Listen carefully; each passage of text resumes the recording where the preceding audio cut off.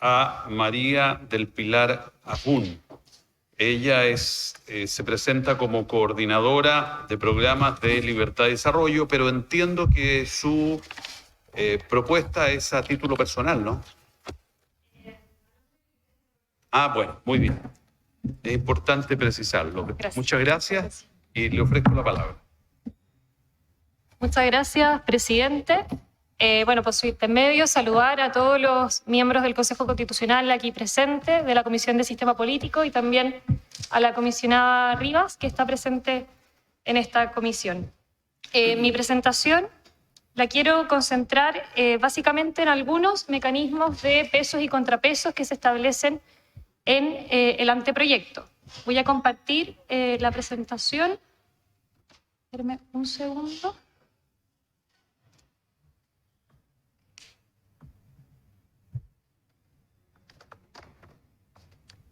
Ahí sí. Espérame un segundo para el Zoom.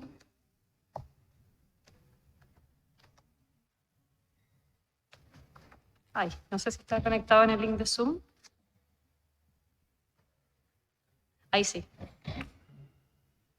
Muchas gracias. Bueno, primero partir reconociendo que la subcomisión de sistema político de la comisión experta, cuando elabora estas propuestas de norma, parte de un diagnóstico. Y este diagnóstico, de acuerdo a las propuestas originales que se presentaron, consiste en un diagnóstico transversal que reconocía 5 elementos a mejorar. Uno de ellos es la fragmentación del sistema político nacional, la falta de mejores mecanismos de coordinación y cooperación entre el Congreso Nacional y el Presidente de la República, el relativo debilitamiento del Congreso Nacional para servir como eficaz contrapeso al gobierno, un sistema de partidos atomizado y un conjunto de prácticas que han desnaturalizado ciertas instituciones y procesos. Estos elementos a mejorar que se reconocen en este diagnóstico que yo coincido en el fondo, que coincidimos que efectivamente son elementos a mejorar, el anteproyecto establece propuestas y yo me quiero referir principalmente a 3 que tienen que ver con la relación también del Ejecutivo y el Congreso Nacional. En primer lugar, respecto de la iniciativa exclusiva del presidente de la República, el anteproyecto reconoce esta iniciativa exclusiva presidencial en el artículo 80, prácticamente en los mismos términos que hoy día está reconocida en la Constitución vigente. Y esto quiero en el fondo destacarlo, yo creo que es un elemento que es fundamental de conservar en el proyecto de nueva Constitución. La política fiscal tiene que ser responsable y en Chile, y de acuerdo también a la Constitución vigente, pero también al anteproyecto, quien va a ser responsable va a ser el presidente de la República. Y eso cobra sentido entonces que quien tenga la iniciativa en materia de ley que incida en administración financiera, presupuestaria del Estado o en otras materias, sea entonces en el fondo el Ejecutivo, si es que va a ser el responsable, tiene sentido entonces que él detente la iniciativa. Y por lo demás, las materias de iniciativa exclusiva se remontan a la Constitución de 1925 y el catálogo de materias se fue ampliando por diferentes gobiernos de distinto signo político. Y las razones de ello fueron malas prácticas las parlamentarias, se aplica también la teoría del public choice, responsabilidad de la administración, entre otras. Entonces, primero reconocer que es valioso que el anteproyecto conserve esta institución que ha sido fundamental para la administración financiera y presupuestaria del Estado. Sin embargo, acá voy a hacer algunas precisiones que uno podría introducir a través de las enmiendas, ¿cierto?, que ustedes tienen que presentar en los próximos días al anteproyecto. Primero, respecto del catálogo de materias que se reservan a la iniciativa exclusiva presidencial, uno podría explicitar, los mensajes, acá antes de entrar al catálogo de materia, hay una norma que establece que los mensajes del presidente de la República serán suscritos por el ministro respectivo y podrán serlo también por no más de 10 diputados o 5 senadores. Esta es una norma que intenta que los mensajes presidenciales cuenten entonces con firma de parlamentarios. Y acá falta explicitar qué ocurre en caso que el proyecto sea retirado por el presidente de la República. Si lo retira el presidente de la República, uno debiera entonces esperar que no prospere en el fondo de la tramitación, y eso es para resguardar especialmente aquellos casos en que se trate de proyectos de ley que puedan incidir en materias de iniciativa exclusiva presidencial. o si no, señalar expresamente que los mensajes del presidente de la República que no sean de iniciativa exclusiva presidencial podrían ser suscritos también por diputados o senadores. En segundo lugar, respecto al catálogo de materias, acá la norma del artículo 80 es bastante similar a la Constitución vigente. Sin embargo, en el literal F se establece que corresponderá asimismo establecer las modalidades y procedimientos de la negociación colectiva y determinar los casos en que no se podrá negociar. Acá yo creo que el proyecto establece que corresponderá a la que establezca las modalidades y procedimientos de la negociación colectiva de los funcionarios públicos y las limitaciones de huelga. La propuesta es intentar ampliar esa causal, en el fondo, que es materia propia de iniciativa exclusiva, a las modalidades y procedimientos de negociación colectiva y determinar los casos en que no se podrá negociar.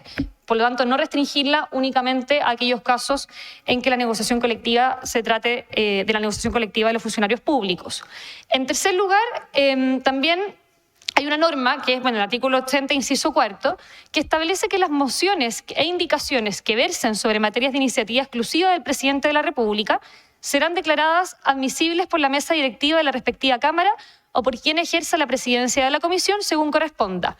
Dicha declaración podría ser enmendada solo con los votos favorables de los 4/7 de los integrantes en ejercicio de la sala o de la comisión respectiva. Entonces, lo que acá, si se fijan en esta segunda, en el fondo, esta segunda indicación, esta segunda frase que establece que si yo declaro la inadmisibilidad de un proyecto de ley, eso podría en el fondo ser enmendado por 4/7, es complejo porque al final, entre comillas, uno podría decir que vulnera esa iniciativa exclusiva presidencial. Y el anteproyecto, en materia de resguardo de la iniciativa exclusiva, le entrega una atribución a la Corte Constitucional que es para resolver si una moción o una indicación es o no de iniciativa exclusiva presidencial. Entonces, lo que uno podría, en el fondo, incorporar en esta norma es que en caso de controversia sobre si una determinada moción o indicación corresponda a aquellas materias de iniciativa exclusiva, que una tercera parte de los diputados o senadores en ejercicio podría plantear esta cuestión de constitucionalidad conforme esa atribución que tiene la Corte Constitucional. Y por último, un perfeccionamiento es que en esa norma de la atribución que tiene la Corte Constitucional, cuando se establece que debe resolver si una moción o indicación a un proyecto de ley es de iniciativa exclusiva, no se establece en el fondo el efecto. ¿Qué ocurre con esa sentencia que se pronuncia sobre si una moción o indicación es o no de iniciativa exclusiva presidencial?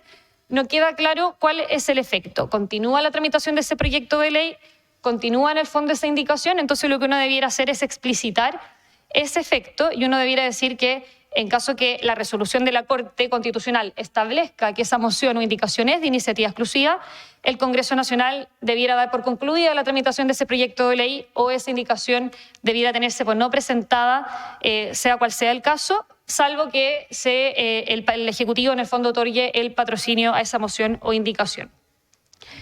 Un segundo elemento que yo creo que también contribuye a mejorar o que puede en el fondo elevar en el fondo la política regulatoria, ¿cierto? Que podamos contar con leyes de mejor calidad, es que lo que nosotros proponemos es revivir aquella norma que fue planteada originalmente por la Comisión Experta a través de una disposición transitoria que creaba un Consejo de Evaluación Legal y de Políticas Públicas.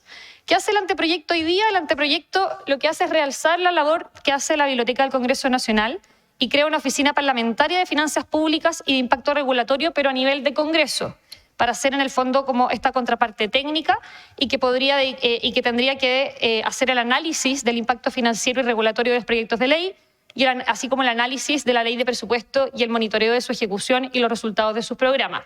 Entonces, lo que nosotros creemos es que, si bien es positivo esta exigencia que el anteproyecto hace de que los mensajes y las mociones tengan que ir acompañados de informes de impacto regulatorio o un informe de impacto fiscal cuando sea procedente, creemos que es conveniente que sea un consejo autónomo quien ejerza esta supervisión respecto de estas entidades para poder promover políticas públicas y hacer la evaluación de las leyes.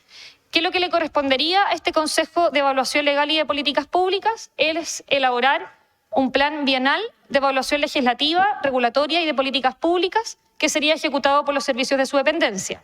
Los principales resultados y hallazgos de la evaluación y las mejores de las políticas públicas y las normativas que pudiera recomendar se harán constar en informes públicos que el Consejo aprobará y va a remitir a los ministros respectivos, al presidente de la Cámara de Diputadas y Diputados y al presidente del Senado.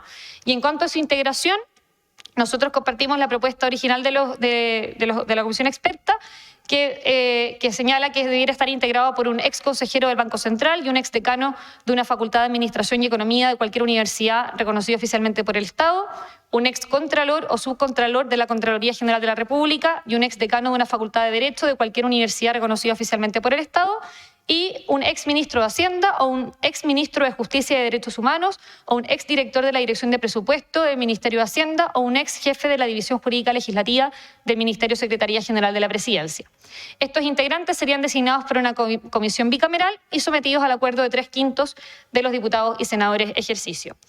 Quiero enfatizar en este Consejo de Evaluación Legal y de Políticas Públicas que por lo demás está en sintonía con recomendaciones de la OCDE de poder introducir también mejoras regulatorias y sabemos que todas mejoras en el fondo en mejorar la calidad de las leyes contribuye también a mayor claridad también de los ciudadanos, de entender cuáles son las leyes que se están aplicando, mayor certeza jurídica, mayores incentivos a la productividad y el emprendimiento. Y por último, respecto a las innovaciones al proceso legislativo, son bastantes las innovaciones del proceso legislativo, yo solo me referiré a 3. Se incorporan estos fast track legislativos que establecen con la finalidad de que ciertos proyectos de ley tengan una tramitación más expedita, se determina que tienen que ser conocidos por una comisión bicameral. Y ahí se establece que la ley de presupuesto más otras leyes de carácter permanente y establece expresamente que sería la ley de reajuste del sector público como la ley que fija el salario mínimo, debieran también someterse a esta expedita tramitación. Y aquí solamente levantar el punto que consideramos que hay que tener un poco más de ojo quizás con esta norma porque no necesariamente estas van a ser leyes permanentes. Nosotros entendemos que la ley de presupuesto del sector público es una ley de carácter permanente, pero ocurre lo mismo en el fondo con respecto a las otras 2 que se establecen como que debieran ser leyes de carácter permanente. Respecto a las urgencias, también se introducen innovaciones con la finalidad, y estas innovaciones a mi juicio están bien orientadas por cuanto intentan que las urgencias no queden en letra muerta. Hoy día lo que ocurre es que se hace tanto uso de las urgencias que finalmente no llevan a su fin o no logran ser eficaces. Entonces acá lo que se establece son ciertas limitaciones. Cualquiera de las cámaras podría acordar la suspensión de la urgencia si es que hay 2 o más proyectos con urgencia, y también el incumplimiento de las urgencias generará sanciones pecuniarias sobre los presidentes de comisión o de la corporación. Y por último, la agenda prioritaria, que se establece que el Ejecutivo en su cuenta pública el 1 de junio podrá determinar en el fondo cuáles van a ser los 3 proyectos de ley que debieran tramitarse dentro de un año, ya dentro de un año. Y eso también, si bien se entiende el objetivo, que es que un gobierno pueda llevar a cabo también su programa de gobierno, pueda llevar adelante la agenda legislativa que pretende llevar, también hay que tener ciertos cuidados porque hay reformas que exigen una deliberación que puede a lo mejor tomar más de un año, sobre todo en aquellas reformas más emblemáticas, donde es difícil conseguir consensos. Y también quiero ponerme en el caso de qué ocurriría, por ejemplo, en el último año del gobierno. ¿Esa agenda prioritaria tendría que votarse antes del término del periodo presidencial o la obligación persistiría o subsistiría para el siguiente Congreso Nacional? Muchas gracias. Muchas gracias por su exposición y la propuesta múltiple que ella contiene.